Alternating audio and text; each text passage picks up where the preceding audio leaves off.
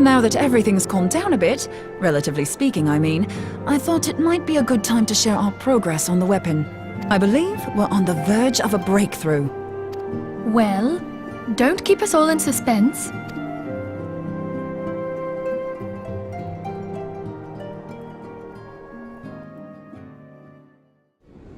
Just in case anyone's forgotten, let's start by reviewing what we already know. So, an Ascian is an immortal because its soul doesn't return to the ethereal realm when its host is defeated. Instead, it flees to the place that lies between our world and the void. Therefore, the first step to permanently defeating an Ascian is preventing its soul from making this journey. And if you recall, when we last gathered here, I had verified that white auracite has adequate capacity to entrap the beings, albeit only briefly. Which left the small matter of their extermination. Aye. To unmake an Ascian soul, one must needs smite it with a concentrated burst, or blade, of purest ether. However, we wanted for both the data and the means to forge such a weapon. Short of experimenting on an actual Ascian, you see, there's no way to gauge how much ether its soul is made of. As such, we don't know what etheric density our blade needs to have in order for it to work. So we'll just have to make the densest blade we can and hope for the best. Though that would require a lot of ether.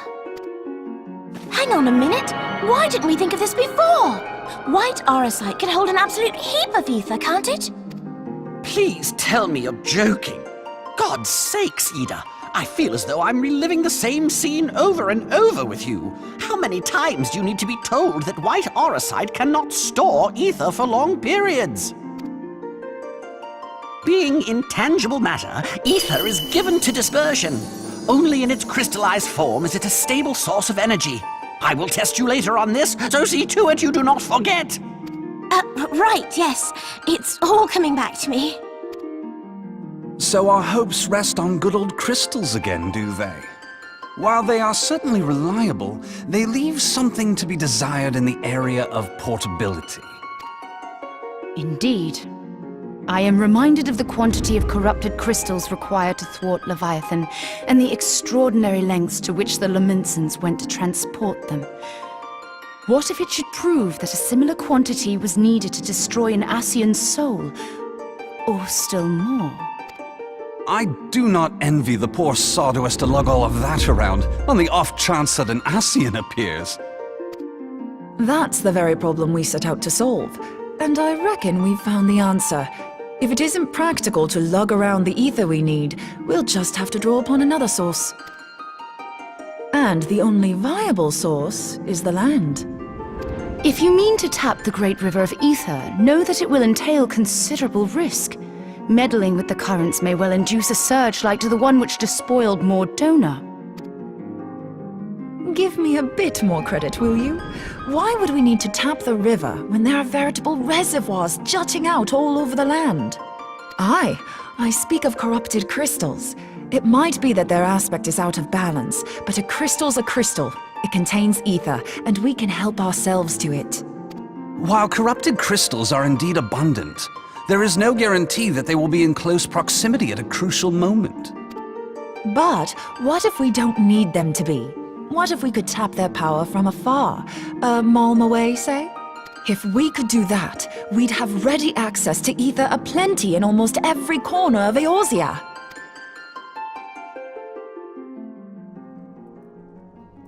I've yet to put my theories to the proof, but I've got a good feeling about this. If no one has any objections, I'd like to see where this avenue leads. If you think it worth your while, you have my blessing. But tell us, what are your theories? I, for one, am most eager to understand the process, however vaguely. I thought you might say that, but no one wants to listen to boring old theories all day, do they? I know I don't. So with your permission, I'd like to try something a bit more hands-on.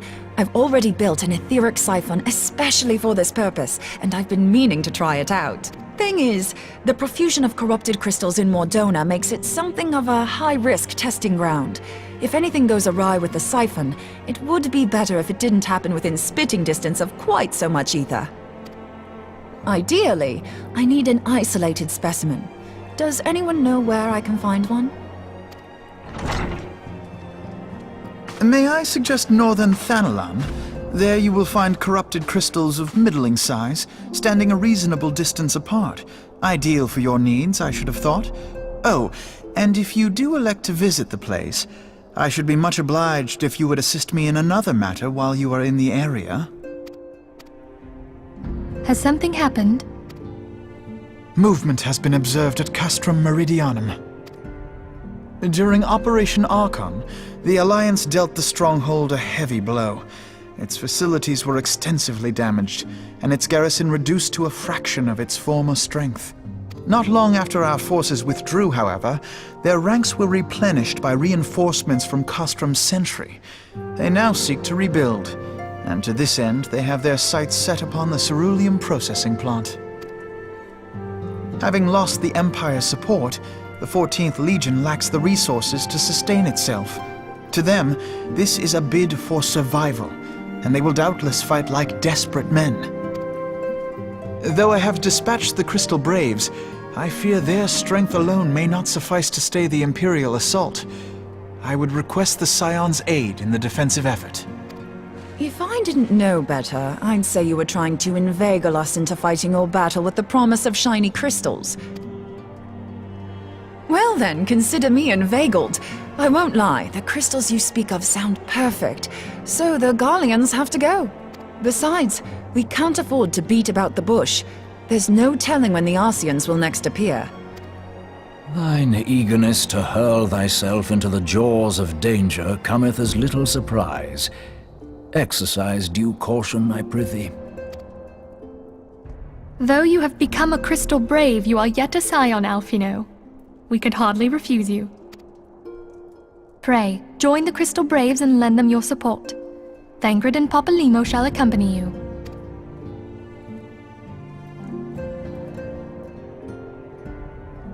Ida and Yashtola, in the meantime I would have you assist Moenbryda. Scout out the crystal clusters, that the testing may commence as soon as the Garlean threat has been eliminated. If it please you, I shall continue mine own experiments on white orosite. Thank you, Urianger. Everyone, pray see to your preparations and depart as soon as you are able. Go well, and be safe.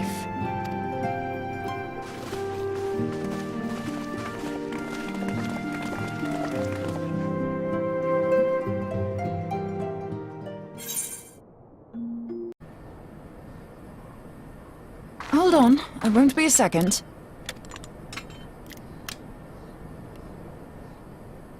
The beast seemed peckish, so I gave it a taste of my axe. I know. As Urianger never tires of reminding me, an axe ill becometh the hand of a scholar. What can I say? I like axes. To hear my mother tell it, I came into this world holding one. And it's not as if it stopped me picking up a quill, is it? I often think of the man who introduced me to the joys of learning. He's one of the reasons I decided to come to Eorzea. Him and my excruciatingly stiff childhood friend. Considering how unalike we are, it's a wonder we ever got on. The world's a strange old place, isn't it? Aye, that ought to do it.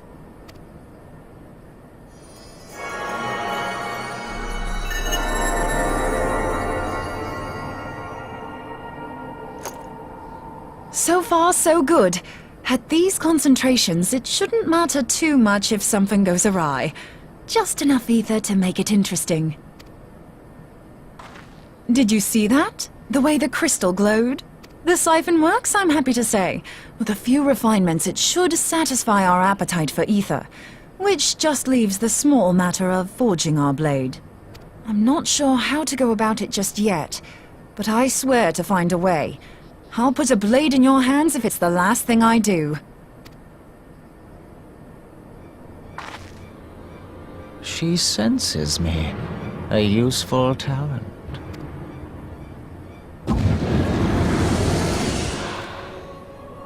And Ascian, are they onto us? By your brand, I see you are an Archon of Sharlayan, keeper of knowledge, seeker of truth. Meddler. I don't know what the hell's you're saying, but I don't much like your tone. Your instincts serve you well. But come, be not unsettled on my account. That lovely brow was not made for frowns. But I waste my breath. Let me direct my words to one who understands them. We meet at last, warrior of light. I am Nabriales. And you have long been a thorn in my side. I suffered the overweening presence of Lahabrea that men might host the power of gods, only for you to undo my hard work.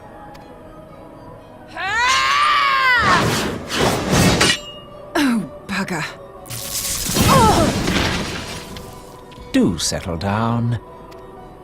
You must concede that I acted in self-defense. But what's this?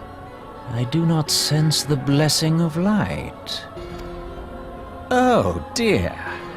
Could it be that frail Hydaelyn has forgotten her champion? This I did not foresee. Shorn of light as you are no longer a threat. And better yet, the seal is broken. Now is the time to claim the staff. With it in my grasp, I shall rise above them all and take my place at Lord Zodiac's right hand.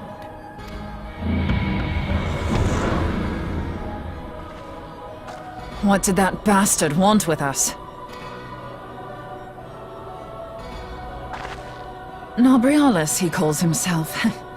With charm like that, I'll bet he has maidens falling at his feet, unconscious. But this staff, you say just talking about it had the bastard grinning like a brat on his name day. Must be quite a staff. Oh, gods. He means Tupsimati, Master Louis Soir's staff. Minfilia's in danger. We have to get back to the Rising Stones.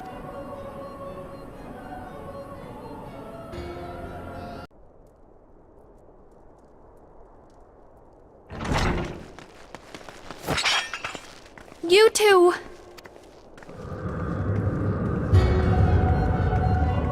So, you were able to divine my intent. What now, warrior of light? Ah, but that name is no longer fitting. You have become decidedly dull, and quite incapable of barring my entry.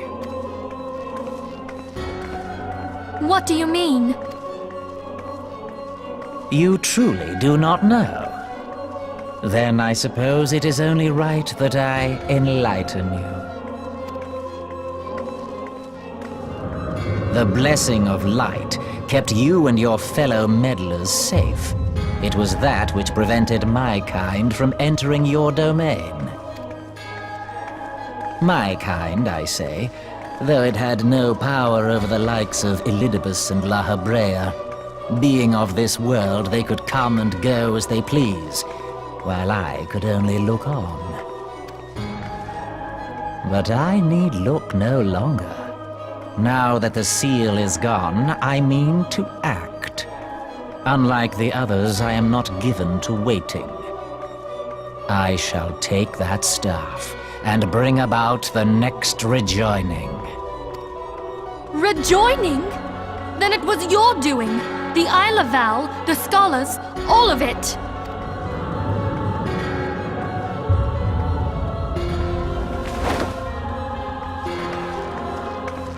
You will not harm her!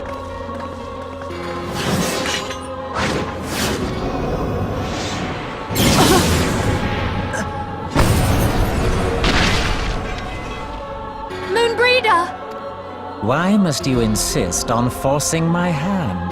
Did you learn nothing from our last meeting? Ah, but I forget.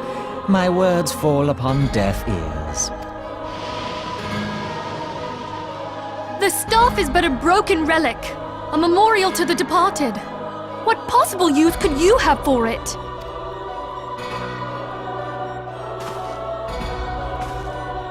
What use?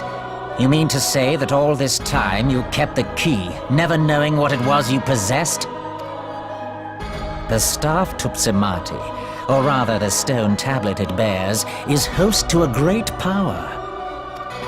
Together with the horn, it can be used to draw vast quantities of ether from its bearer's surroundings. How else do you think Louis Soir was able to invoke the power of the 12 without making them an offering of crystals? Summoning requires not only prayer, but a profusion of ether. Even a child knows that. If I did not know before, you may be certain I do now. But above all, I know that we cannot allow this staff to fall into your hands. I will die before I let you take it. Insufferable woman. I would happily end your miserable life here and now. Alas, Elidibus would never let me hear the end of it. Very well. If you will not part with the staff, I will take you too.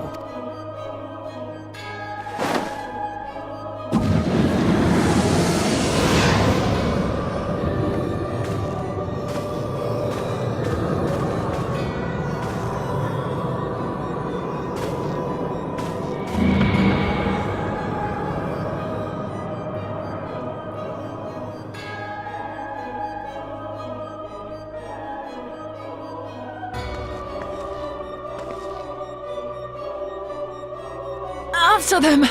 Quickly! Before the rift closes!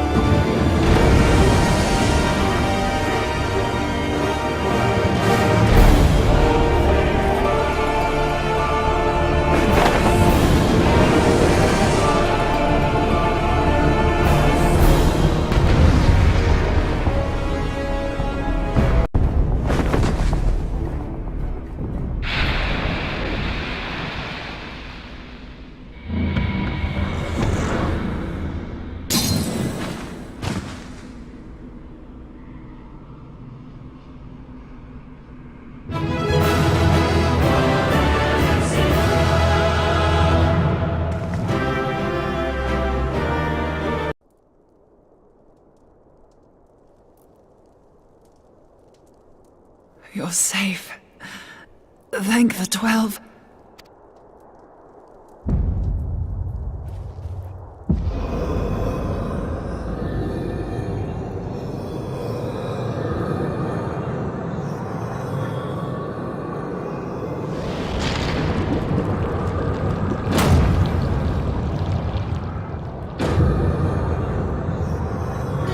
You may have bested me this day.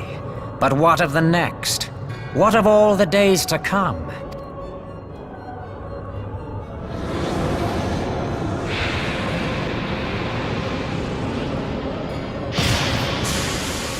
Remember, light no longer holds sway here. I may return whensoever I wish, again and again and again. Eventually, you will falter, and the staff will be mine. Until next time, scions.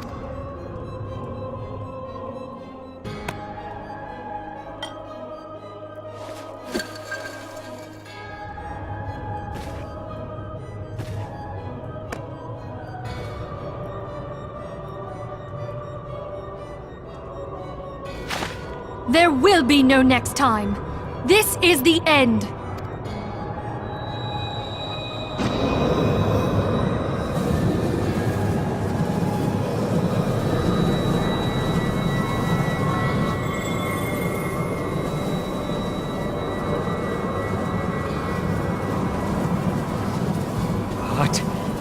trickery is this? No. No! You cannot! No!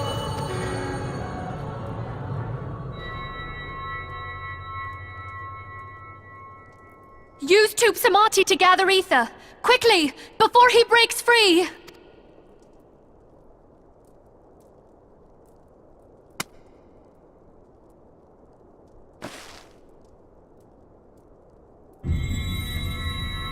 Concentrate! Call to mind the time you struck down La Habrea with the Blade of Light!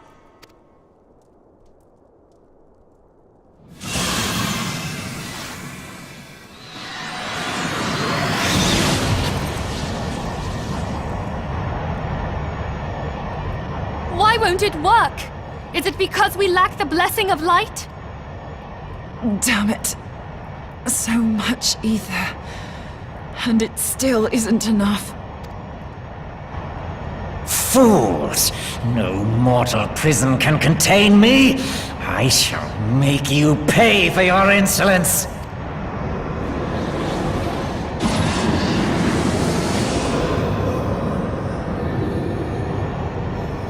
Please, Mother Heidelin, hearken to our plea. Lend us your divine light. Why can you not hear us? Do our words no longer reach you?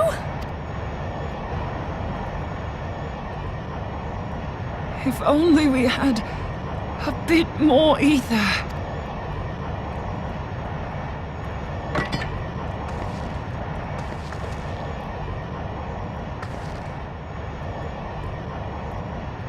Moenbryda, what are you doing? Master Louisoix, I understand now. The choice you made in death. There is life. Farewell, Urianger. You daft old coot.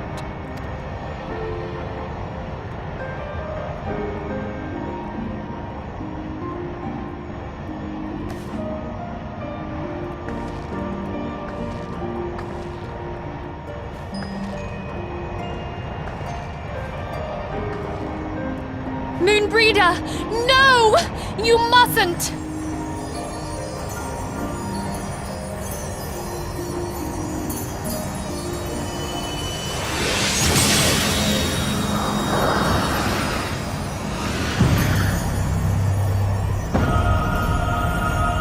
What? No! It cannot end! I am eternal! I am immortal!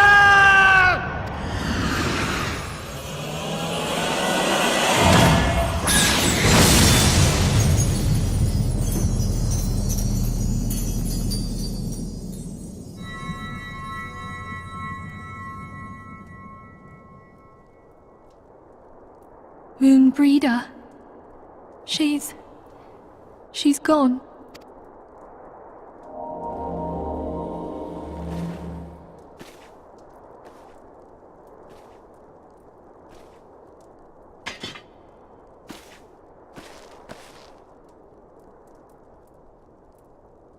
You did it, my friend.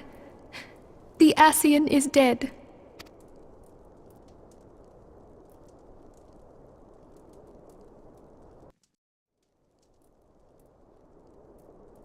This device is a legacy of Moenbryda's toils and sacrifice. I shall hold on to it for safekeeping. Minfilia, are you all right? I am.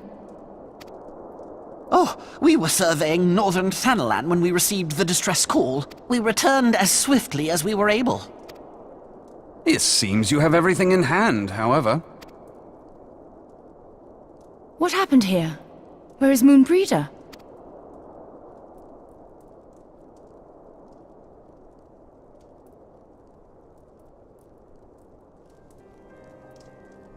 She gave her life to temper the Blade of Light. I have no words. Rather than await the inevitable, she took her fate into her own hands. Does Urianger know?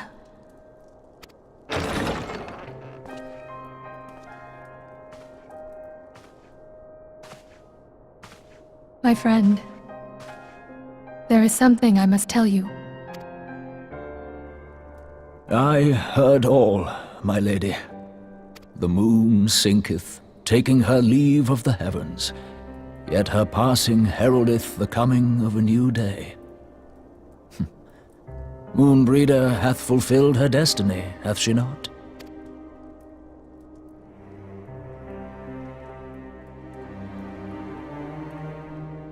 Long ago, far across the seas in the Charlean motherland, Moenbryda and I did study under the sage tutelage of Master Louisoix. Full oft did he impress upon us that knowledge existeth to serve the greater good.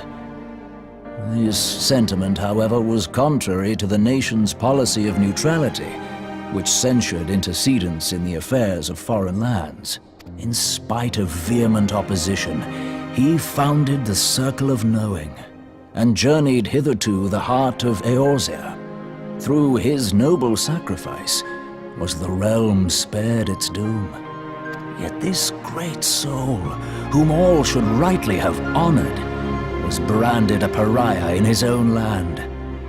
His peers did accuse him of forsaking his duty as a man of learning, and of meddling in the course of history. When he left Charlean behind, Master Louisoix gave no word to signal his intent to Moenbryda. Close as they were, as master and disciple, she was deeply wounded by the sudden exclusion from his confidence.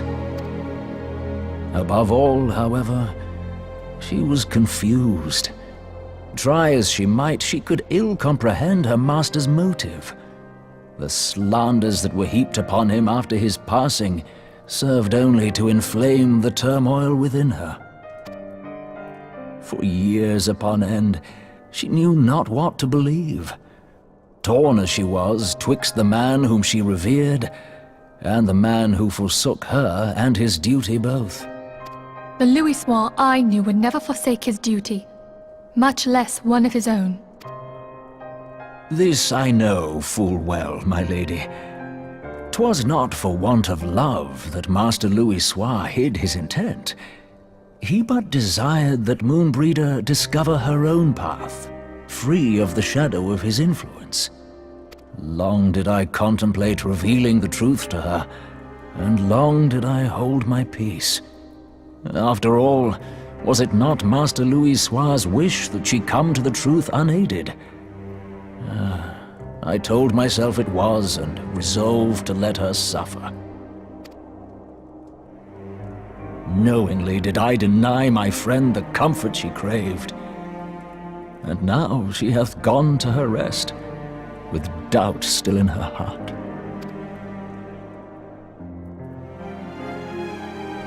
Speakest thou in earnest?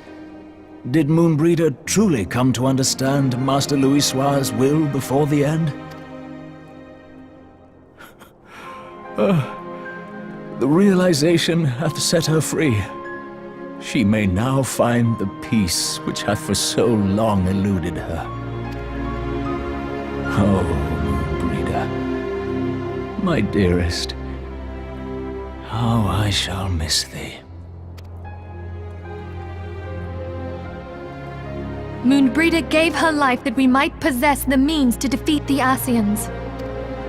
Her sacrifice must not be in vain. Let us continue her work on the Blade of Aether and see it to completion. My lady, I would mourn Moenbryda in mine own way. I beg your permission to return to the Waking Sands. Of course, my friend. Take all the time you require. We shall be here should you have need of us.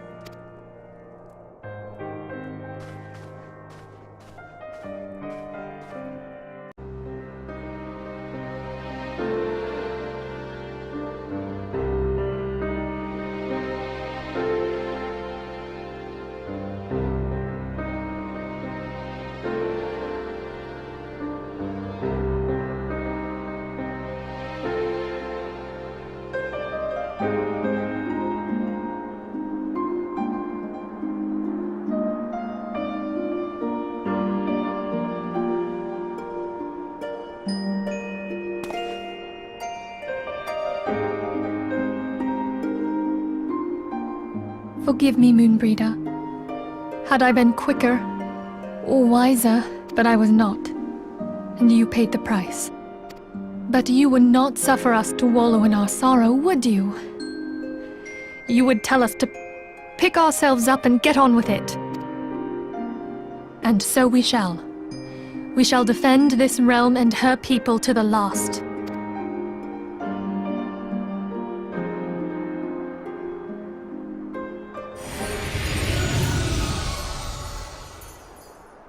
Life for death, a fair exchange.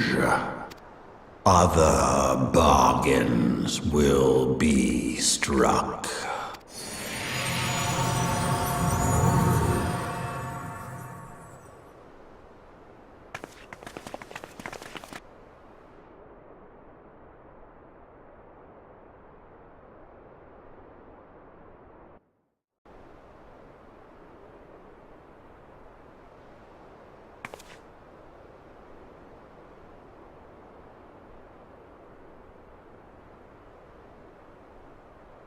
I'll never forget you, Moon.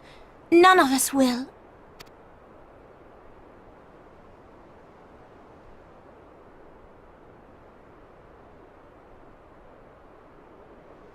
The song riseth to a crescendo.